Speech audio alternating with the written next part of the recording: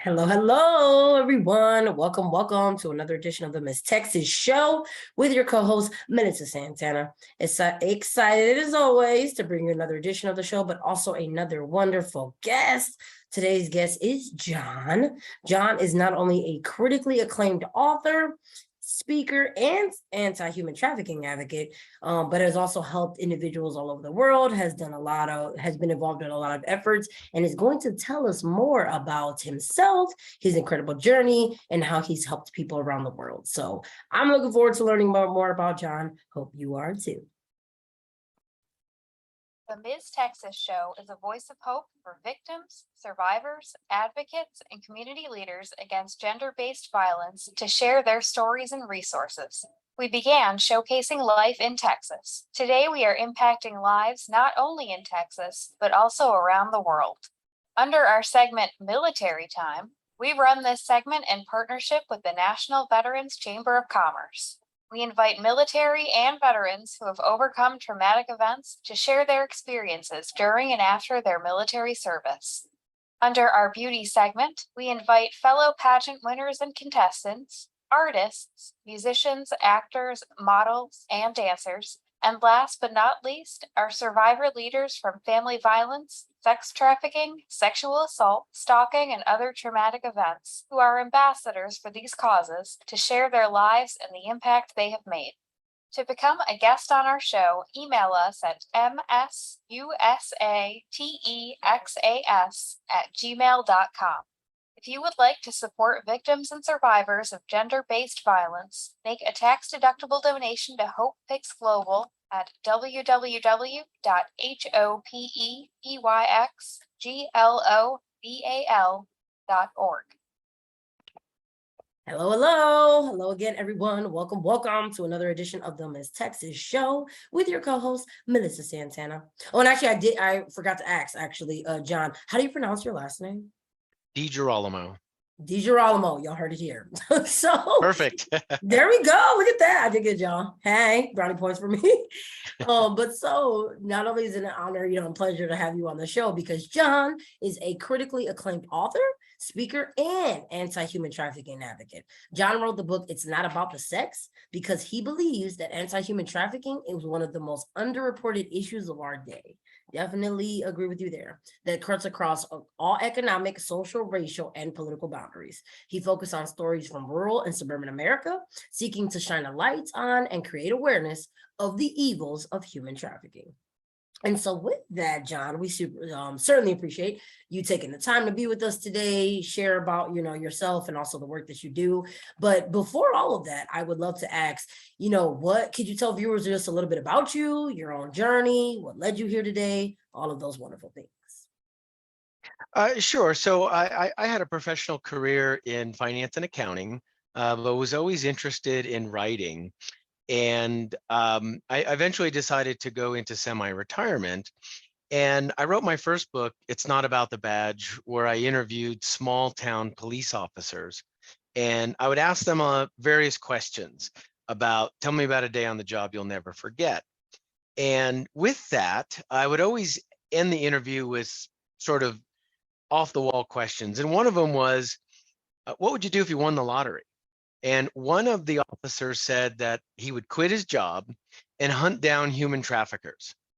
And that just really stuck with me. I was expecting I'd buy a house on the lake and go fishing every day or something like that. And when he said that, I realized that I knew a little bit about human trafficking, but not a whole lot. And I kind of looked at myself as that average person and figured if I know a little, most people just know a little.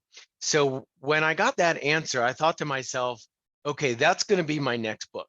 And so fast forward, and here we are with the new book.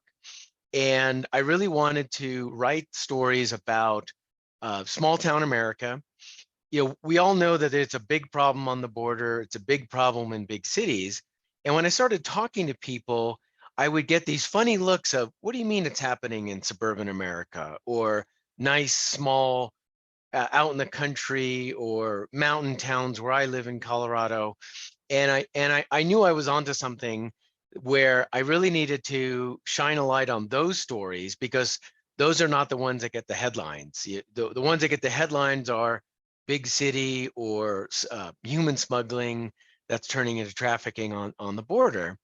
And I wanted to write about that and really try to make interesting stories so people would learn some things and not even realize it, because the story was compelling and they wanted to turn the page and find out what happened next. And so that's kind of my journey on getting to be an advocate and doing the research and talking to a lot of different people about different perspectives. That's why I have 4 chapters in the book about 4 different people.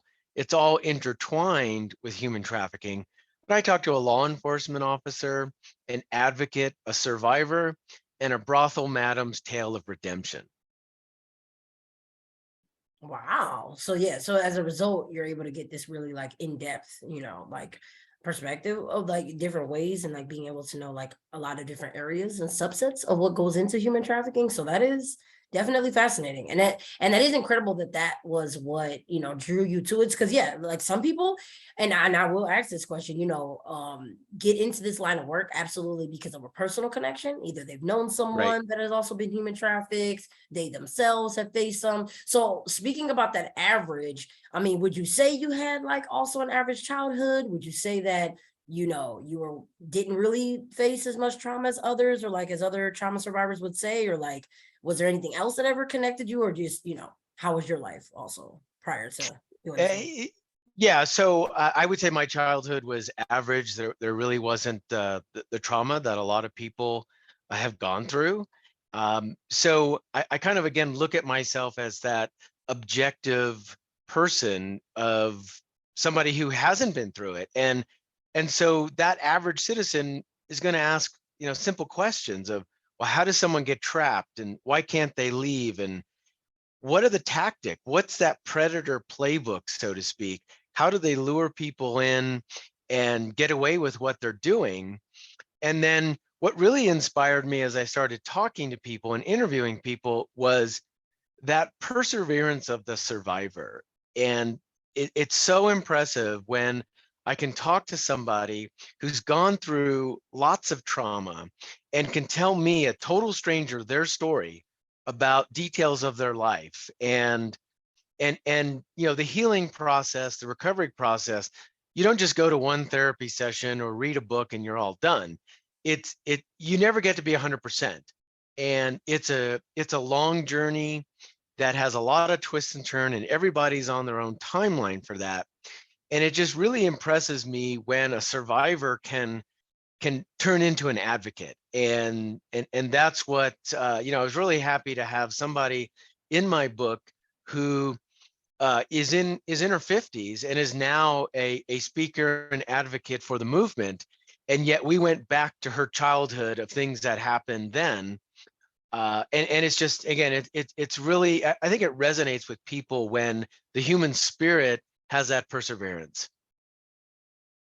Absolutely. And that's why I think it's it is incredible, but also like admirable that, like you said, and even with yourself, not necessarily having that direct connection, but you also have, shown your own perseverance and wanting to still like, be connected to this work. Because the honest truth is that when you don't have that personal connection, you do have that choice, like if we're being quite transparent, like whether or not to do it or not. And a lot of people in society do, and some of them choose to not have these tough conversations or not, bring awareness to these issues because it's either easier not to, or because they don't feel that direct connection to it. So I definitely wanted to also absolutely recognize that it's great that, you were inspired in like in the, non-traditional way, but have been remained committed to this work. Absolutely. And have then, use your book to then be able to then show the lives of other survivors, but also bring more awareness to the issue of human and, trafficking overall.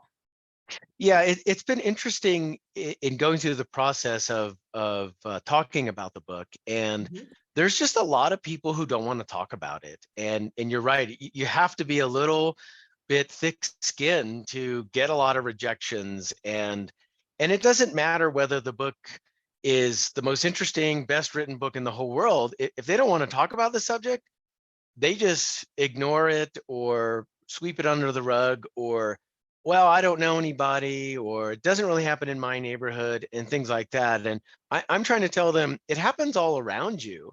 And I live in the small town mountains of Colorado, and every day there's some headline, and sometimes they're local. And I go to these presentations and talk to people, and I say, look what happened in this little town of 3,000 people. If it can happen there, it can happen anywhere. And and obviously I talk to people in the Denver metro area. That's, there's a lot more activity down there. But there has been sort of this, I don't want to say put your head in the sand, but it definitely feels like some people just, they don't want to be bothered with it, which is really sad, frustrating. And so I'm just wanting to keep talking about it. And because awareness is the first step. If you don't have awareness, for sure nothing's going to happen. And once you get awareness, then you can recognize red flags, or you can talk about nonprofits and what they do, and especially helping people in that transition from victim to survivor, whether that's housing or helping them with, how do you write a resume? How do you interview for a job? How do you have, or even get your high school education? So there's all kinds of ways that people can help.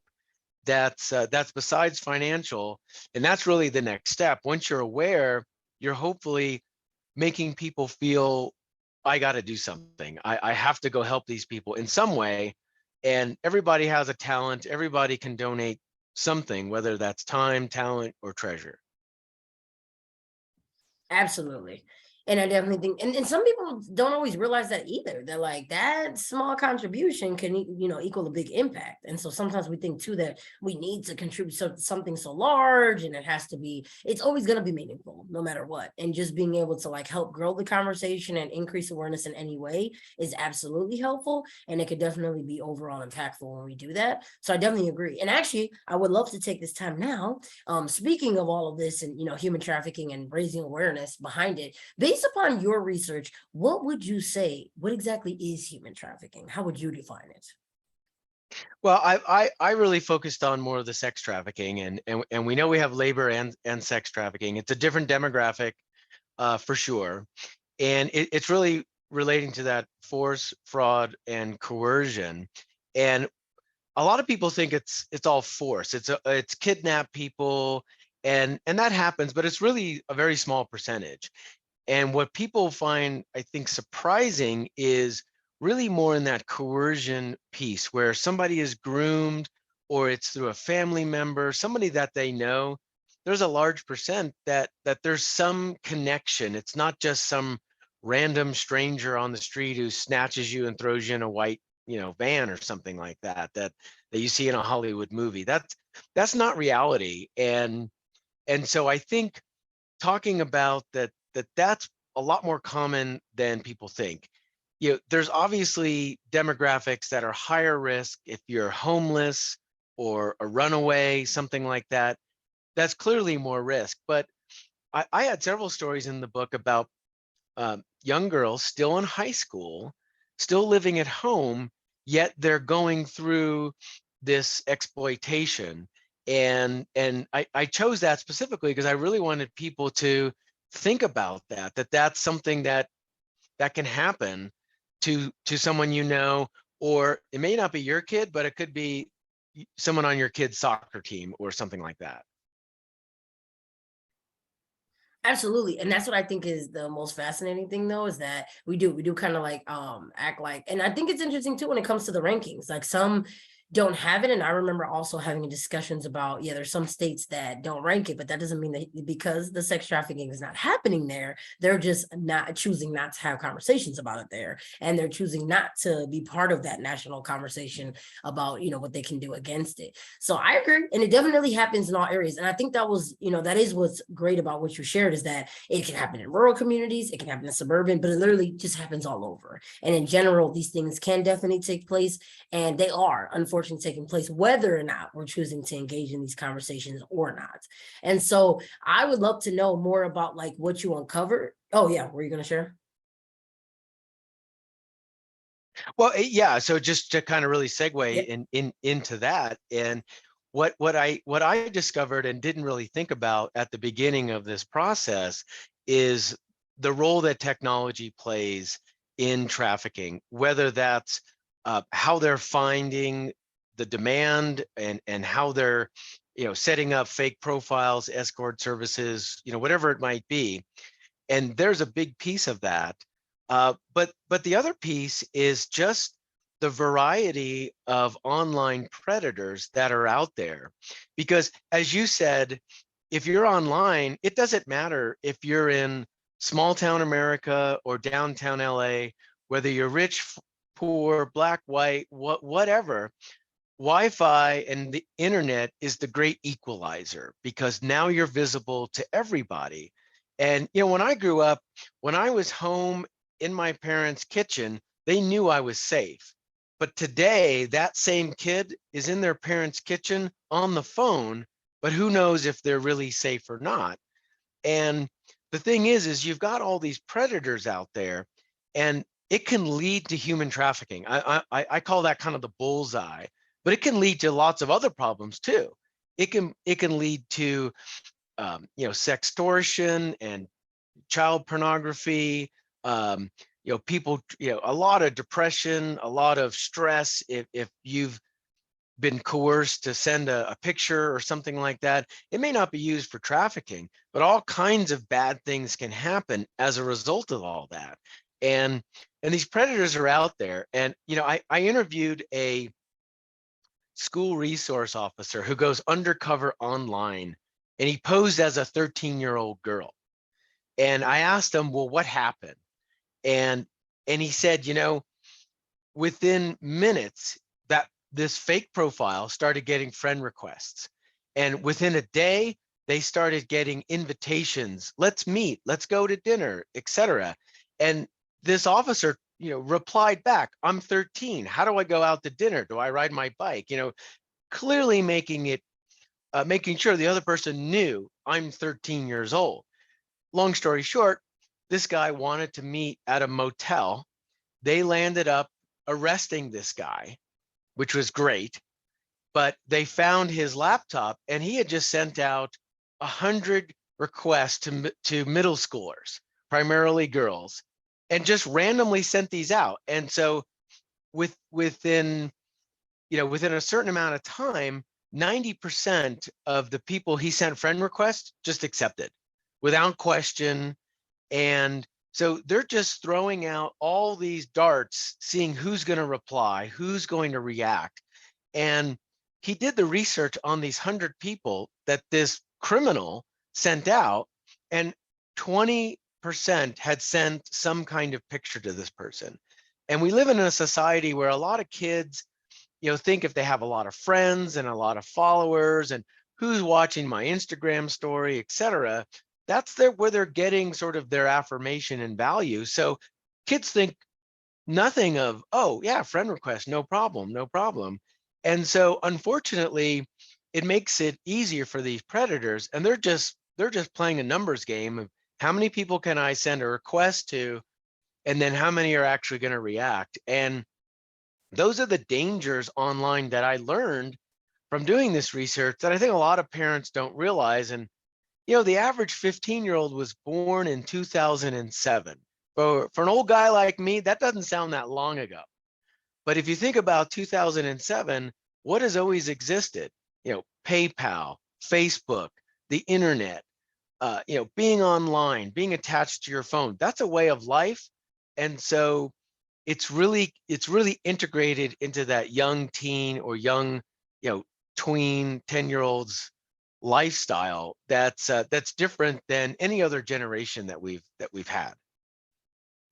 Definitely can't agree more. And I just think, as you said, the susceptibility, like, it's just interesting how you think you're befriending someone that, cares about you. And then middle school, it's such an interesting time where you are seeking that validation, you're wanting to make these certain connections, and they overshare, to be honest. So like a lot of them will, share locations, they'll share what they're doing, they'll share, Right. activities they want. So it's not really difficult as a result to not only learn about that person, but just infiltrate and be able to like creep in. So I I definitely can't agree more. And I also work at high school, so like they're not any better. I mean, they did a lot of these things. Yep. Yeah, definitely. Yeah, it's just as bad, if not worse, in high school. I mean, it was always difficult to grow up in middle school and high school, let alone when you've got cyberbullying now going on, and you've just got it's become the culture to start asking for pictures, things like that, and it just leads to bullying. It leads to all kinds of, bad outcomes, if you will, and it just means that, the predator who is out there is just given an easier time. And once they become friends with some of the popular kids, the social media always says, so and so wants to be your friend, and that person has 100 mutual friends. So it just makes it more likely to say, click, yeah, no problem. And then the next thing you know, that person's friends with everybody. And yet, who knows where this person is? They could be in a foreign country, let alone local, and be susceptible to even being potentially caught by the police. If they're in a foreign country doing these things, you're never going to find that person. Absolutely not. And it definitely does. And that's the blessing and the curse of technology, as you mentioned. It can definitely Yeah. open us up and connect us to a lot, but then we can also lead us to danger. And so, it's definitely helpful to like know these things, like you said, and to be able to have those more informed conversations, but know what to look out for, especially when it didn't take much for that friend request to be accepted, like you mentioned. I mean, of course, especially with the mutual friends, I think for sure, but even prior to that, the fact that that 13-year-old profile, I mean, within minutes had requests. So like, it's just incredible, like how quickly these things can happen and how much we're not paying attention to. And so that's what I would also love to give you space for is, what should we be paying attention to when it comes to these things? Like, what other things would you say you came across in your research that would be helpful for others to know about when it comes to these things? Yeah, so I think there's kind of two pieces to that. So I'll first talk specifically about a trafficking situation where somebody is potentially being groomed. The first red flag is if somebody has a second cell phone. That's when you start asking questions. If there's unexplained gifts, if somebody has new clothes, new jewelry, expensive makeup, and the parents didn't buy it, the friends have no idea where this person got it, that's when you start asking questions. And then on that same line, any kind of secrecy. If there's a secret boyfriend, secret friends, and if there's a secret online friend, that antenna has to go up. That's where I think you need to start asking a lot of questions. And then kind of the broader topic, just on any kind of predator, not just necessarily a trafficking situation, as a parent, as a family member, you're going to want to see what that teen or child's apps are and really control that. The parent should be controlling the password, making sure they understand what's being downloaded, because every one of these apps have chat rooms or private messaging, something like that. And that's where a lot of the trouble starts. Is there's these private messages. That's how they're going to get groomed. So as a parent, you need to know that. And then number two, kind of an old school suggestion is know phone numbers by heart. When I was a kid, we didn't even have speed dial. You had to know somebody's phone number by heart to call home, call your parents, call your friends. Then it became speed dial 123. Now it's in your cell phone contacts. Nobody knows anybody's phone number. I don't know anybody's phone number anymore. So imagine if a teen is with a battery that is dead and they're in trouble. Well, that's one problem. But what if they're in real trouble? What if they're coerced into something or in a situation and they don't have their phone? But if they have access to a phone, they need to know somebody's phone number that they can call besides 911. So, it's one of those things that, have those kids learn, 5 different phone numbers or something like that would be a great suggestion for parents to instill with their kids. Absolutely. Absolutely. And I definitely think, yeah, it's not something we think about often, and we want to be able to make sure our children, have access to things, but we're not realizing how far that access can go and Right. just where it can, absolutely connect them. And yeah, it's definitely something I'm even taking heed to, because I know even my own children, like they're young, but they do take part in these online games and they do make these friends outside of their school friends. And even there, I mean, sometimes they use the chat features to connect with them, but very easily they're able to connect to all these other people that they have no idea who they are and, want to form these new connections with. And they don't see them as threatening. That's the big thing. So it's like, to them, it is innocent. And of course, because naturally they have their own intentions, but they're not realizing the intentions of those that they speak with and why they should not be communicating with them and why that door shouldn't be open. So I agree. I mean, it's definitely something that, we absolutely need to take heed to and know that it can happen. And if we're not taking those precautions, that person is going to take advantage of the fact that we're not.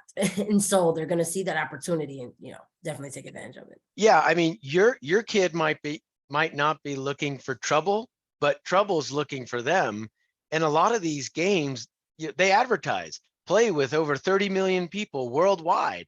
Well, that may sound fun and interesting to a 10-year-old, but I guarantee not everyone on that game is 10 years old. Ooh, I can agree more. And it's easy to fake that you are, because on some of them, like, you're able to just, well, we also know like fake profiles exist. I mean, we have a whole TV show nowadays that did not exist when I was younger, but now we know about catfishes. We know that people can impersonate others. But on some of these games, they simply need to make a profile and just interact with those that are on there, so they can Right. literally easily make it seem like they're of the same age group, but they're absolutely not. And so definitely, I appreciate that, you shared that, because it is what we need to know. And then, like I said, it's definitely something that we absolutely need to look out for. And so I'm also curious, of course, what human trafficking, especially in the sex trafficking specifically, since, like you mentioned, there are different forms of human trafficking, but sex trafficking is absolutely one of them. I am curious, what that looks like. And I know you said that you highlighted some stories in your book, and you weren't, you were happy to share. I know there was different, perspectives that you had, because you interviewed some people that were in the line of work and all of that. But I'm curious about the survivors that you've met along the way, and like what some of their stories were like and what you learned from them.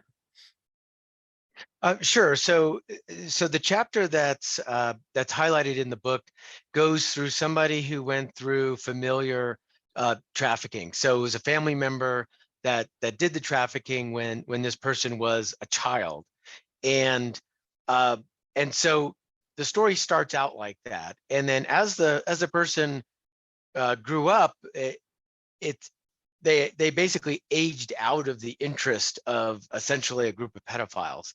So then there's decades worth of talking about that healing and recovery process. So it's not necessarily a story that's a sad story, because you go through this journey with this survivor, and she did a lot of journaling and diaries to kind of help that healing process. So we worked together on this chapter, and I pulled pieces of her diary and put it right in the book, word for word. So you're really getting to know this survivor as a person. And some of the things that she learned is there isn't a pill to heal the broken heart. That's one of the things that she really emphasized. And she had to go through kind of dealing with this family trauma and having people in the family deny what was going on. And through these decades, a lot of memories started coming out, because there was a lot of just suppression of those memories. And what she called having to face the other F word, which is forgiveness. And once she did that, she really found that was freedom in a way. And she could forgive her family members, she could forgive herself, and then moved into this mindset of, don't look at me as a victim. I'm more than a victim. Celebrate my triumphs as a person who's going through normal life, my laughing, my living, my loving, celebrate that along with me. Don't look at me as a victim. And one of the things she said was, she goes to these conferences and talks about it. And her goal is to go to these conferences and have no idea that she's the survivor, because no one can tell just by looking at her or by the way she acts. And so that was kind of really something I learned. And as somebody who again had this kind of average childhood, there were things that she made me think about that I never thought about. So for example, the relationship with money, specifically cash, the smell of cash was in some ways very repulsive to survivors. And she went on this dance retreat once in her late 40s. So this is now decades after her trauma. But one of the first things she thought of when she got to this dance retreat is, well, if my car breaks down and I have to escape, how far am I from the main highway? And thinking of that escape route, the average person, the average citizen who hasn't gone through something like that, that doesn't enter into their thought process. And so highlighting that, I kind of really think that resonates with survivors. And she always, even to this day, is going to think, what does this person want from me? And she's not going to necessarily dwell on it, but it still goes through that mind decades later. And so, I was just really impressed with Angela, and some of the things that she's gone through. And yet she'll say, I kind of want to look like this normal person walking down the street. You're not going to know that I'm a survivor until I get up into that conference and talk to people. And one of the things that happened in writing this book is I had people, survivors, contact me after it got published and to say, you don't know me, but I appreciate you giving a voice to survivors, or I really related to some of the stories, that type of thing. And I wasn't expecting that. I didn't think that I would have people who I would probably never run into in a normal situation, people from other states, things like that I would never talk to and probably never meet, just kind of randomly contacted me. And so I feel like that's kind of an important part of this. I would say my personal journey is connecting with people that I wouldn't necessarily connect with in just, a normal everyday experience of mine. Absolutely. And it's definitely like, but wonderful to hear, that it can allow you to be able to like touch those individuals, that those individuals felt validated by reading the book. And, that impact, and by Angela sharing her story, that it can, so much help others, which I'm sure is why she already does it. But it was just so great to hear that with the book, it can also reach others in a different way and reach, these other individuals also in different places. And I was actually going to ask too, speaking of that, how was it that you met? I don't know if you talked about it in the book, but how was it that you met Angela also to have her highlighted, in the book? Yeah, so I was working with a local nonprofit where I live in Chaffee County, and I had asked the director there about talking to a survivor, and she knew several survivors. Several were not interested or were not ready to talk about it. So, and then she said, why don't you contact Angela? And so I got her information and it just went from there. Oh, absolutely. And I'm glad she was willing, but I'm also glad that they were able to help make that connection for you. Because I was curious. So like now that you said that, now that the book has been published, others have seen you and now you have that visibility, like in that way that you didn't necessarily expect. But I was definitely curious how you initially did it. But that's also just great to hear that you were already, setting the foundation for the work by working with these nonprofits and, putting yourself out there in that way to then make that genuine connection with someone else. But I'm very glad that she was willing, to share that story, that you could highlight all those amazing things that, she overcame, but also, what she did in that process. You'll have to remind me, but I believe you said in the other chapters, who are the other individuals that you highlighted or what you learned or what you, expressed? Sure. So one of them is on a advocate, Janelle Okay. Goodrich, who's in the Denver metro area, and she's a case manager for underage victims. And so what she does is she'll help navigate the systems, because there's the criminal justice system or the foster system or the school system, let alone all the nonprofits and state agencies that that someone might come across as somebody who's trying to, you know, initially get out as a victim. And so I highlighted some of her experiences. One of them was that a teen who had been lured on and through an online gaming system. So that was one of the major storylines that she had. The second chapter is a law enforcement officer, and so this is a person who goes through and is on a federal task force, and that's the primary job of this officer. And but you don't even meet the officer for the first 20 or 25 pages, because what I'm trying to do is I wanted to highlight a Romeo and a guerrilla pimp. And so I created, based upon the officer's testimony, created these people. What is their background? What are they doing? And then how do they actually do the grooming of somebody and then essentially get into a coercion, which then moves into a forced situation for trafficking. And so the storyline goes through sort of how that happens. Then the officer is brought in, and we use some of his tactics on how do they catch people, what are some of the things that they're using. And then also I was really interested in, well, when you not only when you talk to a criminal, but what about the other side, the demand side, somebody who's the sex buyer? And so we talked a lot about how that interrogation goes and how they don't see themselves as a criminal. They don't see themselves as a problem. And so we go through a lot of dialogue of that interrogation.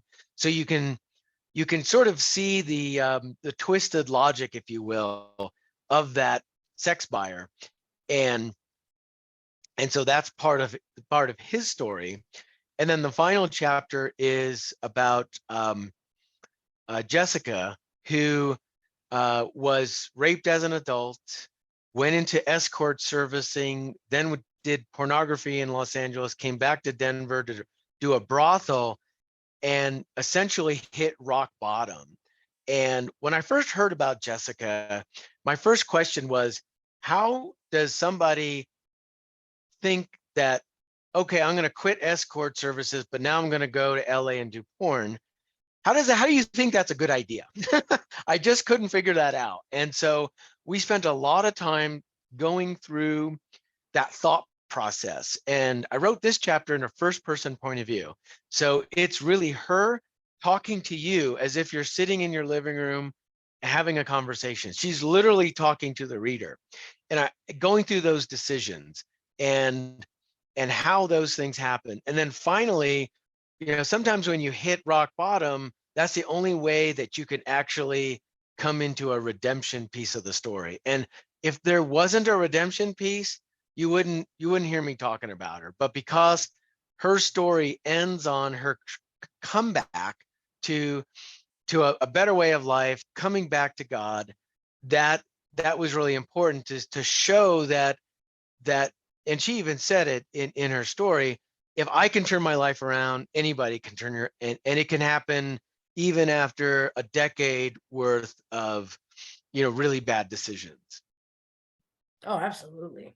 And I love that, again, those different perspectives and seeing all of that. But I also love that since you had those same questions, you took it upon yourself to like not only find the answers, but then give them to the readers also in that way. Like if they had those same questions, they could absolutely get them answered literally from Jessica herself, and like Right. being able to really, get that. So I do love that. And of course, so each individual one I wanted to shout out. So as a former advocate myself, I definitely love that you took the time to highlight that work, because it definitely is difficult work. It certainly is not easy. So I absolutely salute all of the advocates in the world, and just, what goes into that and how we need that. And I wish we could grow those services even more.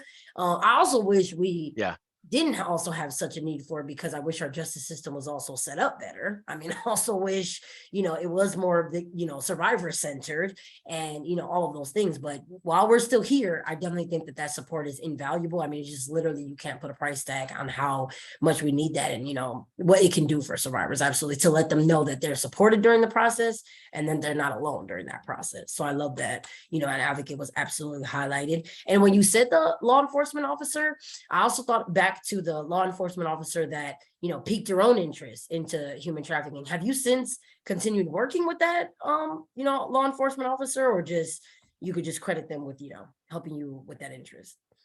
Yeah. So yeah, I told him that he was the inspiration for the book, and he is local to where I live, so we do run into each other frequently. And he says the same thing. As soon as he wins the lottery, that's what he's gonna do. Nice. So he still got the dream. Good. I'm glad he's still hanging on to that dream. But that's awesome. I also love that we have that side. And actually, I was also going to ask, do you do any work yourself with law enforcement? Because I know there's a lot of individuals that put on trainings about human trafficking and sex trafficking, especially to law enforcement, because not all of them have that same perspective like that officer has. And so not all of them work from a trauma-informed lens. So I'm curious if you do, or, or work with organizations that do. Yeah. So I've done some things locally, and what I've been trying to do is really kind of talk to any group whatsoever.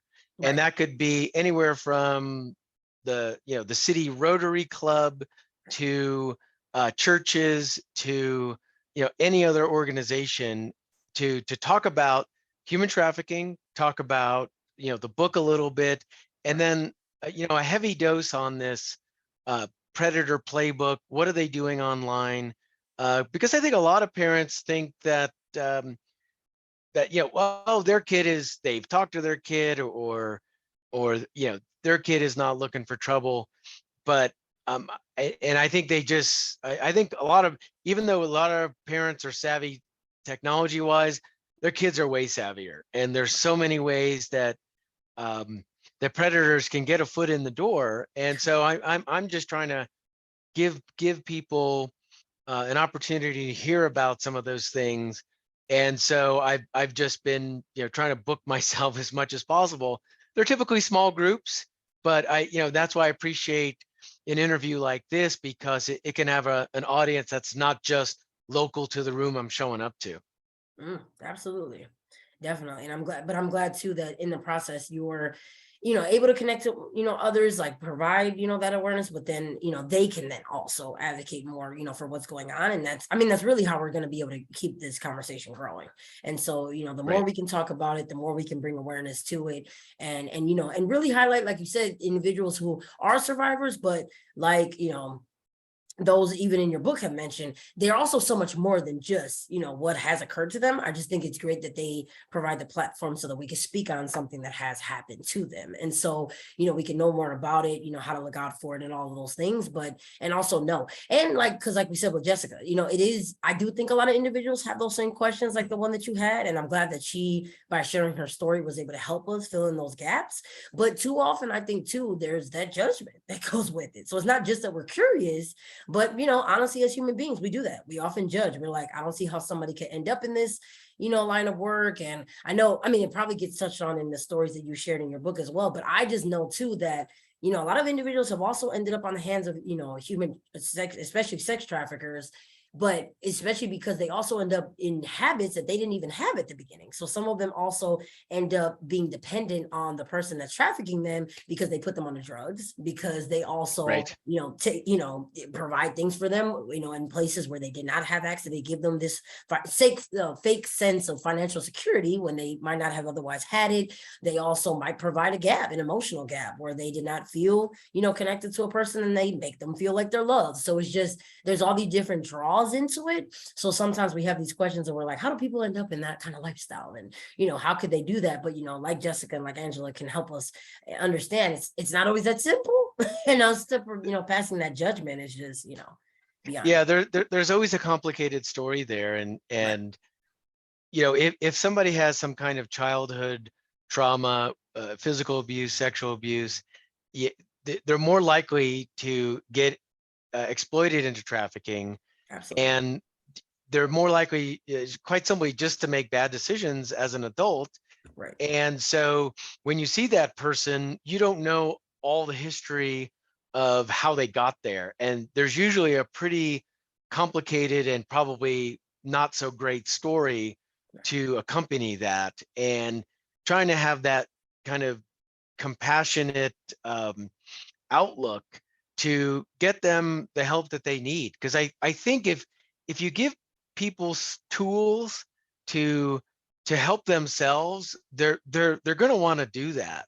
They're going to want to better their life, but many times they just don't know how to do it on their own.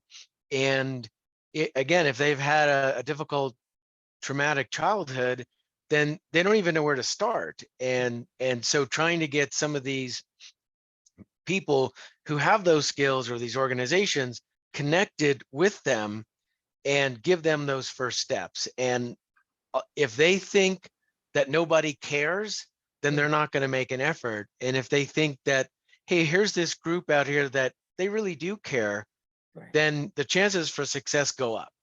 Absolutely. Absolutely. And that's so vital. And that's actually because unfortunately, what abusers do tend to do is make individuals feel like they have no one. They have no Right. support system. They have no one that's looking out for them. Nobody's going to look for you. Nobody cares that you're missing, all of these things. And so unfortunately, they help them believe that it's actually better with me. Like, it's better with me. Just stay with me. I'm going to provide everything you need, not knowing that they're really providing the worst, possible outcome for them. But it's hard to see that when that becomes their new reality, and, they don't have access to anyone because those connections have been cut off. So I agree that is absolutely vital, but Yeah. it's incredible how that perpetuates it and perpetuates that cycle of abuse. And so I don't know what all you wrote about prior to being immersed into this world and providing all this awareness, but I am also curious not only about what you might have wrote about in the past, but are there other books in you? Like, what does the future also hold for you?